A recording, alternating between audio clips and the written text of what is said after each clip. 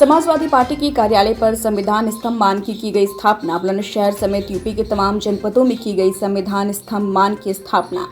सभी वर्ग और समुदायों के हितों की रक्षा के लिए समाजवादी पार्टी कार्यालय में की गई संविधान मान की स्थापना। संविधान स्तंभ मान की स्थापना कार्यक्रम में शामिल हुए समाजवादी पार्टी के कार्यकर्ता।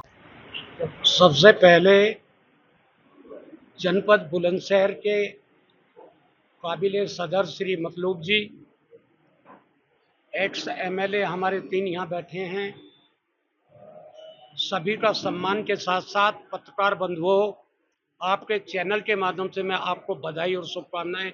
इसलिए देना चाहता हूं कि आज का जो ऐतिहासिक दिन और ऐतिहासिक दिन के इस अवसर पर जो आज ये प्रेस वार्ता का आयोजन किया गया है, वो इसलिए किया गया है कि जो वर्तमान में केंद्र में भारतीय जनता पार्टी की सरकार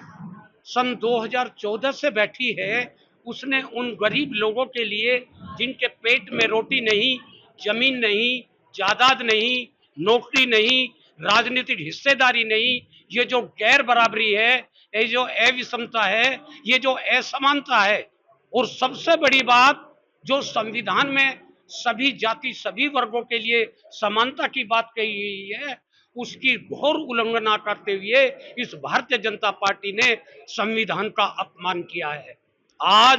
समाजवादी पार्टी के राष्ट्रीय अध्यक्ष माननीय अखिलेश यादव जी ने ये निर्णय लिया है कि इस संविधान को बचाने के लिए सबके हक और अधिकार जो संविधान की धारा 340 और 341 में समानता की बात कही गई, हक और अधिकार की बात कही गई, उसको कायम करने के लिए आज संविधान मान स्तंभ स्थापना पूरे प्रदेश के सभी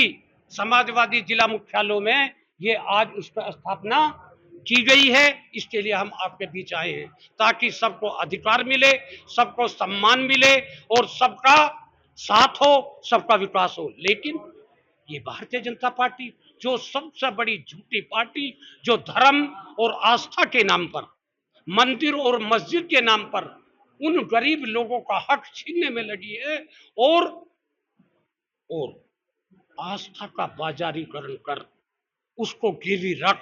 वोट को लूटकर आस्था और विश्वास के नाम पर ये सत्ते में आते हैं। उन गरीब लोगों के हक और अधिकारों को छीनने का काम इन लोगों ने किया है। इसलिए आज के दिन सभी लोगों को बधाई और बहुत बहुत धन्यवाद आपका भी और सभी का, और विशेष रूप से हम आभारी हैं। अभी जो बादल यादव जी ने एक बात कही कि दुनिया के इतिहास में अगर किसी ने, या तो बाबा भीमराव अंबेडकर ने जब ये संविधान लिखा, और आज उसकी रक्षा के लिए अगर कोई वीर पैदा हुआ है तो उसका नाम है माननीय अखिलेश यादव। आज उन्होंने स्थापना की है, इसलिए उसके लिए आज हम आए हैं। नेता बहुत हैं, अभी जब हमें बोलने का मौका मिलेगा हम आपके साथ साथ सभी अपने सम्मानित जनपद बुलंदशहर के नेताओं को, मंत्रियों को, पूर्व मंत्रियों को, और युवजन सभा और मुलायम यूथ ब्रिगेड और हमारी बहनें बैठी है महिला सभा और सैनिक सभा, जितने भी संगठन है, हम सबको धन्यवाद भी देंगे और उनसे वार्ता करेंगे। बहुत बहुत धन्यवाद, बहुत बहुत शुक्रिया। आज आप प्रेस कॉन्फ्रेंस का आयोजन किया गया, किस संदर्भ में आयोजन किया गया? इस संदर्भ में है, जिस दिन से देश में भारतीय जनता पार्टी की सरकार आई है, कि भारतीय जनता पार्टी और भारतीय जनता पार्टी के नेता नित्य संविधान पर चोट करते हैं, प्रत्यक्ष रूप से या अप्रत्यक्ष रूप से। अभी आपने देखा होगा, माननीय उच्चतम न्यायालय का एक आदेश आया कि अनुसूचित जाति और जनजाति में क्रीमी लेयर का, आप उसके पीछे आप तलाशने का काम करेंगे। जो मंशा भारतीय जनता पार्टी की है, उसी मंशा को माननीय उच्चतम न्यायालय ने भी अपने आदेश में कहा है। अब ये क्या है, आप अनुसूचित जाति जनजाति में यदि क्रीमी लेयर के माध्यम से आप लेकर के आएंगे, ये जातीय बंटवारा है।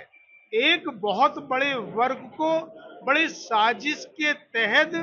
भारतीय जनता पार्टी के लोग बांटने का काम करते हैं। आज उसी संदर्भ में आप देखेंगे, इस देश में अगर किसी व्यक्तित्व ने संविधान की रक्षा के लिए आवाज उठाई है, वह आवाज उठाने वाले समाजवादी पार्टी के राष्ट्रीय अध्यक्ष माननीय अखिलेश यादव जी हैं। और आज उसी संदर्भ में आप देखेंगे इस देश में जहां जहां भी समाजवादी पार्टी के कार्यालय हैं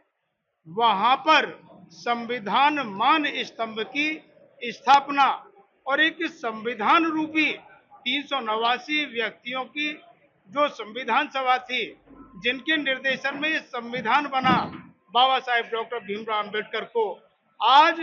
समाजवादी पार्टी के हर जिला कार्यालय पर वह संविधान रूपी पुस्तक आपको देखने को मिलेगी। केवल इस देश में जो लड़ाई लड़ने का काम करती है संविधान का आरक्षण का वो समाजवादी पार्टी लड़ने का काम कर रही है और आज ये देश समझ भी रहा है। और आज उत्तर प्रदेश में आप देखेंगे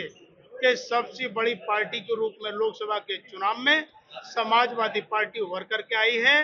और वो दिन दूर नहीं है कि जब जब ये भारतीय जनता पार्टी के लोग भारत के संविधान पे हमला करेंगे, आरक्षण को कुचलने का काम करेंगे। ये देश समझ लिया है, ये देश समझ गया है। अब ये पीडीए के नेतृत्व में रह करके समाज